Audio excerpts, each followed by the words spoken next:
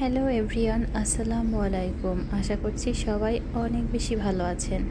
অনেক দিন পরে একটা লম্বা ভিডিও নিয়ে ভিউয়ার্স আপনাদের সামনে হাজির হলাম।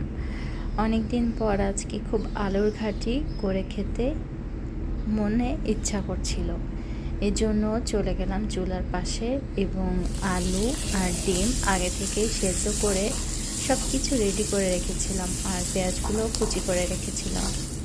তারপর চুলায় একে একে পেঁয়াজ কুচি তা ভেজে নিয়েছি। তারপর আদা রসুন, এখানে দারচিনি, এলাচ, লবঙ্গ পরিমাণ মতো সব কিছু দিয়ে, লবণ, জিরা, একটু ধনিয়ার গুঁড়াও দিয়েছি। তারপর ভালো মতো মশলাগুলোকে কষিয়ে নিচ্ছি। কষানো হয়ে গেলে এখানে আলুগুলোকে আমি সেদ্ধ করে খুব ভালো মতো ফেটিয়ে রেখেছিলাম আর এখন এই মশলার সাথে খুব ভালো মতো কষিয়ে নিচ্ছি। কষানোর পরে